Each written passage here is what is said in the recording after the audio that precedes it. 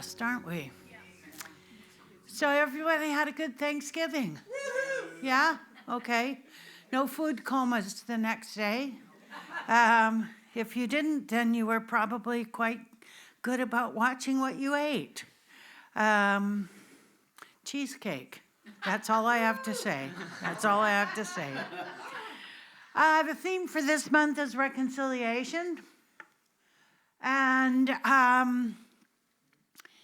the topic for today is timely. I'm not using the notes from CSL because, like Nancy, I didn't like them very much.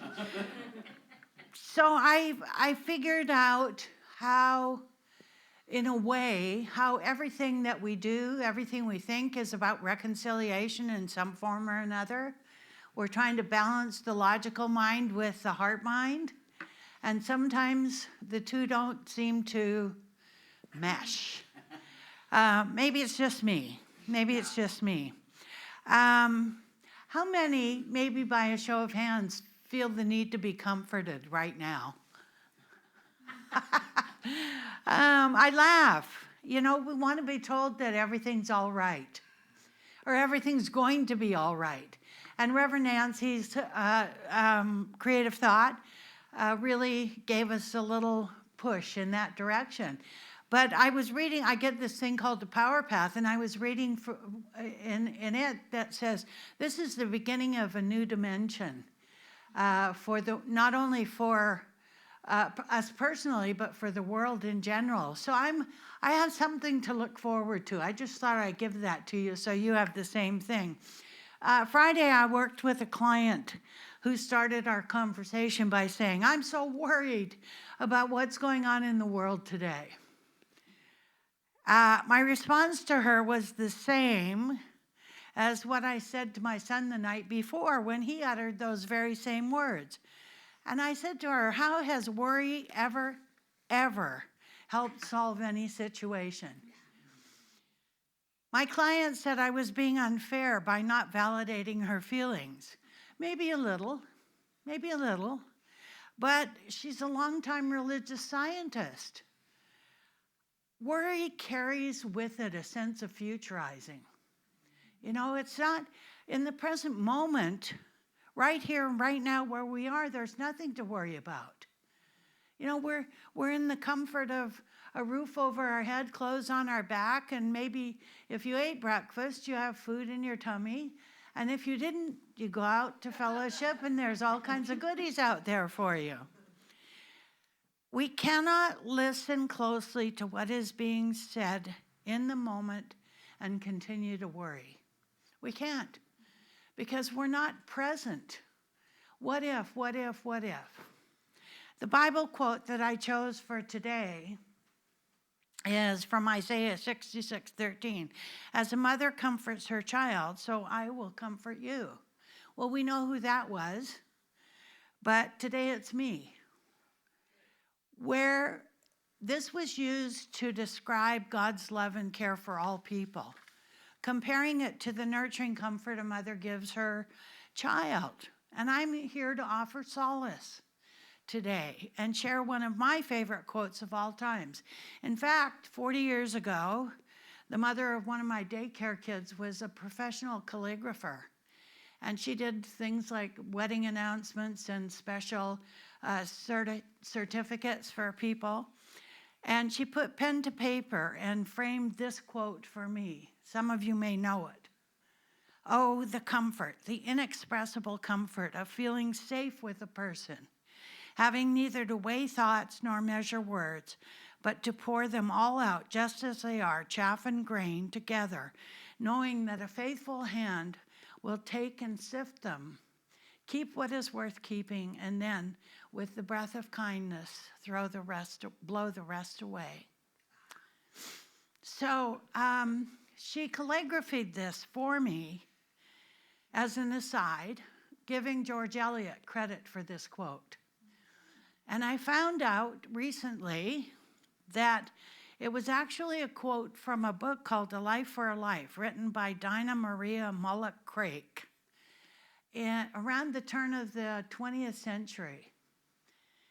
So I kind of tucked it away. And because being an editor, proofreader, okay, wrong person on this, I tucked it away. And I'm a stickler for giving credit where credit is due. Our thoughts become things, and worry, therefore, plays a pivotal role in our experience of daily life. If we're constantly worried about the future, the present moments of joy and celebration get lost, or at the very least, set aside. The heaviness of worry takes its toll on the physical body, too. I hold my stress in my neck, and it begs the question, who in my life is a pain in the neck? Some hold their stress in their lower backs. It's spiritual, emotional, financial stress. This often comes from feeling unsupported. Some may experience sciatic pain, and from this we can ask, who in your life is a pain in the butt? So I don't say this lightly, because mental equivalents are important as maybe a guideline for what really is going on in our lives externally that we're embracing physically and emotionally too. And Alice Steadman wrote a book probably 30, 40 years ago called Who's the Matter with Me? It's out of print now, unfortunately, but if you can find it, it's just a wonderful book. So what needs to be adjusted or changed here? Massage, chiropractic adjustments can help, but if we don't change the consciousness that created the discomfort, it comes back time and time again. Ernest Holmes said this, work with your consciousness until it ceases to function on the level of the problem and begins to function on the level of the answer. It is mathematically certain that your problem will be solved if you do this. You may not find this the easiest thing in the world to do, but even though it may be difficult at times, you must never permit yourself to become discouraged. The reward is certain. So the reward is some sort of healing, and whether it's physical, emotional, financial, whatever that is. Simply saying over and over again, I'm not worried, does not change a single thing in the physical reality, because the subconscious mind does not hear the negative. It hears, I am worried. And we know this for sure with children. When we scream at children at the pool, stop or don't run, it doesn't stop them. Or don't spill your milk. There's a lot of spilling and running going on. So adults are no different in that respect. Today, as a means of comfort, I'm sharing some things that I've learned over the years. Some of you may not agree with some of these, but I'm not trying to give you any suggestions, but we can be spiritual but heartbroken. We can be spiritual but feel depressed. We can be spiritual and feel anger. We can be spiritual and be confused. We can be spiritual and feel anxious at the same time. We can be spiritual and feel frustrated. Our spirituality and our connection to spirit helps us face the full range of the human experience. After all, we are spiritual beings having a human experience, and everything we experience in life is temporary. If we could just understand that, it's a moment-by-moment shift in consciousness. Moment by moment. Sometimes, second by second. It doesn't ever say anywhere in the writings of Ernest Holmes that we have to suppress our emotions. Now, that might be, the absolutist religious scientists would say, maybe we're not entitled to feel our emotions. Well, that was an interpretation that came between Ernest Holmes and today. That is not the truth. We are entitled to feel our feelings. We are entitled to feel our emotions. But as Eckhart Tolle reminds us in A New Earth, He says, don't ever say, I am angry. Say, I feel angry, and then investigate it.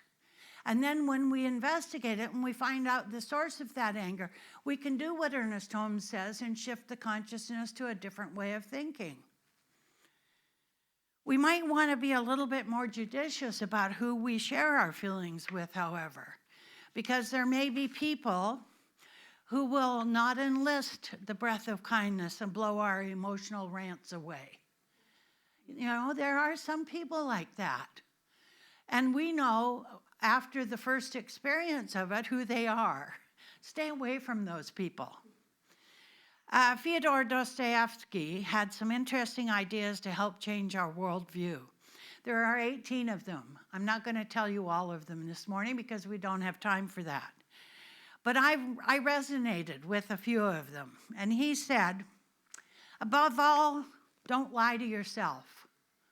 You know, we think it's okay sometimes to lie to other people, but the worst part of it is if we are lying to ourselves, then we're out of integrity with spirit. We are feeling a sense of separation with God. We don't deny the conditions in our lives, we deny the power the conditions have over us. Admit to our low resolve when it happens, as Reverend Mike did on Wednesday night. Adjust to the higher resolve and move on. Howard Thurman was right about that. He was right about that. He was a part of Martin Luther King's sort of entourage. He's a minister himself. And after he passed away, his daughter put together all his sermons. And I think there's either 2 or 3 books by Howard Thurman out there.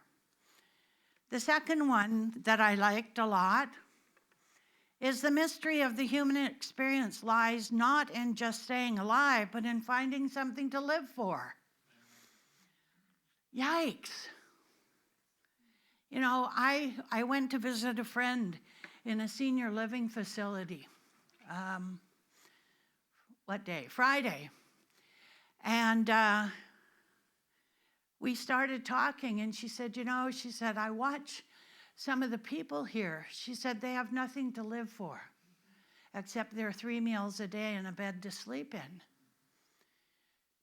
And I said, so what are you doing to have something to live for? And she says, I'm playing bridge again.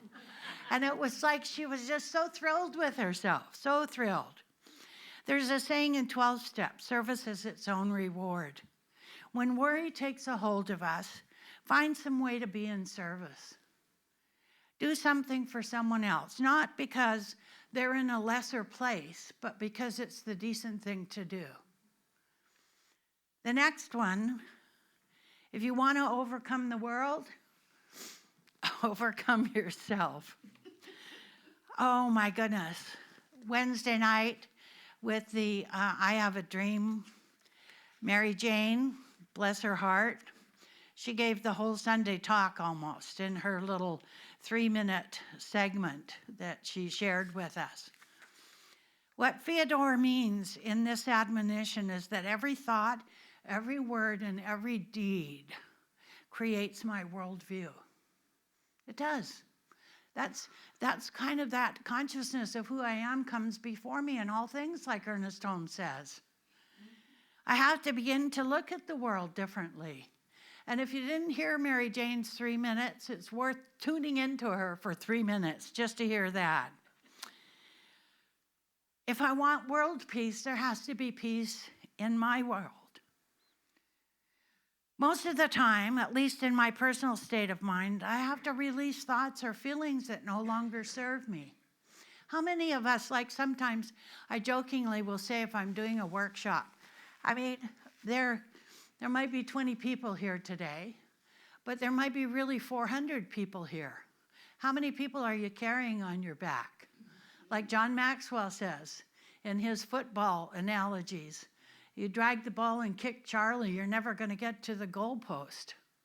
You know, all those Charlies we have that we're carrying around with us. And as Mary Jane said, it is sometimes easier said than done. Maybe you didn't say that, but I made it up.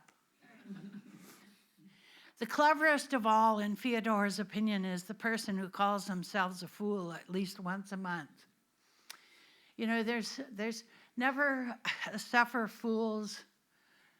What is that? Kindly. Never suffer fools kindly.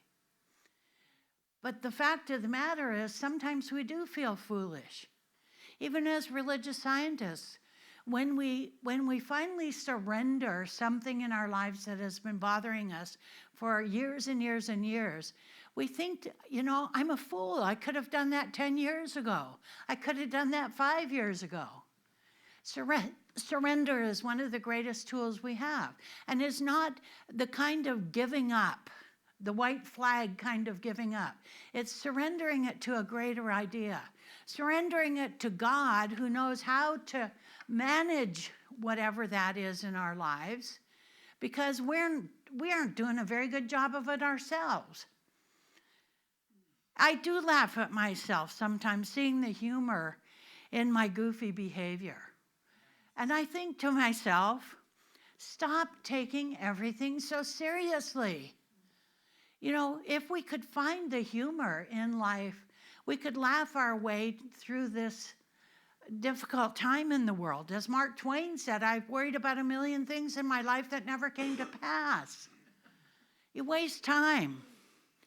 And in honor of my friend, dear friend, Terry Cole Whitaker, who passed away on October 22nd, my advice in this arena is stop that. That was her advice to me at one point. Because I was going on and on and on and on. And I wasn't even a minister yet. They should have a program for ministers called On and On Anonymous.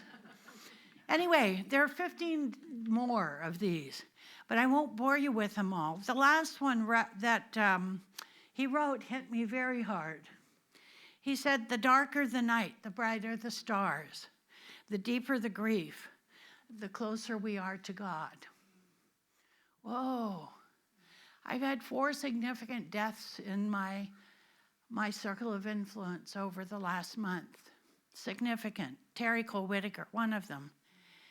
You know, the sense of loss was profound and continues to be profound. And it brought me to a realization of my own mortality. I think that's really what it is for me. How can I be a better friend? How can I be a better person? I've known Terry Cole Whitaker for nearly 40 years. But over the last 10 years, we've kind of lost touch. You know, she moved up to Shasta on a very remote ranch, and oftentimes Wi-Fi wasn't working very well up there. She taught me how to facilitate workshops where she said, we can't keep the science of mind to ourselves. We can't. Like Nancy said, some of the people that she knows aren't even in this teaching, and they're practicing the science of mind in their daily lives. We must share it with others. She brought me into ministry by her example because I wanted to do what she was doing in the 80s. And she lived life to the fullest. Ernest Holmes said this. He said, I do not believe God has imposed suffering upon anyone to punish them or teach them a lesson. When I first started here in the mid-90s, the AIDS epidemic was full-blown. And I used this quote over and over and over again for friends of mine who were suffering with HIV.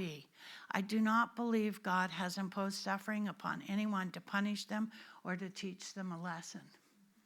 Maybe today that's relevant for the world situation. Anger is suffering and self-imposed. Worry is suffering and self-imposed. Neither of these changes anything in the physical reality. I keep saying this over and over again. They're only a catalyst for change. If I feel angry or worried, it is my charge to investigate it and find a solution to it. And if I can't do that, I call Nancy. Or I call another practitioner.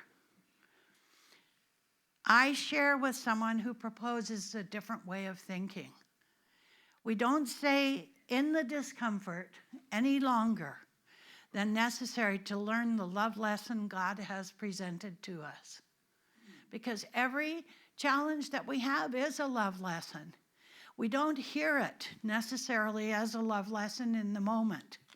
But I'll tell you what, in the end, you hear it. Frustration, worry, and judgments are gifts that provoke us to think of life in a different way. It's a clue that something in our life needs to change and change for the better. We may all have work to do, but as John Lennon said so long ago, in the end, it's always all right. If it's not all right, it's not the end. We still have something else to do. He didn't say that part, but that's true. Change takes effort. If we collectively use the power of prayer to effect change, we can move opinions, laws, and rules to work for the highest and best for all of us. Here's what I know today about everybody here as we start this month of December. Maybe I offer this more as comfort than anything else that I've said this morning. Life doesn't always get better, but we do. We get stronger. We get wiser. We get softer. With tattered wings we rise. And the world watches in wonder at the breathless beauty of a human who survived life. We're all survivors. We're all thrivers, knowing that with God, all things are possible. Will you join me in consciousness, please? And just know, right here and right now, that thinking of ourselves as a fool for a few minutes is a good thing. It puts things in perspective. That means we can laugh at ourselves. And knowing that we are survivors and thrivers through this thing called life. We're still here. Everything we've ever thought, done, been, or said got us to this point in time. And this point in time is the pivotal moment. It is the precious presence. The precious present. And so I know for each one of us, a season, a holiday season of great cheer and great beauty, because it's out there if we look for it. And we concentrate our efforts on seeing what is good and very good, as Ernest would say. Knowing that the power and presence of Spirit has identified itself by means of each one of us today, that we go out there and act like it, as Emma Curtis Hopkins said. As I know this to be the truth, I joyfully receive and give thanks as I release my word to the activity of the law. It is done and complete in the mind of God, as we say together, and so it is.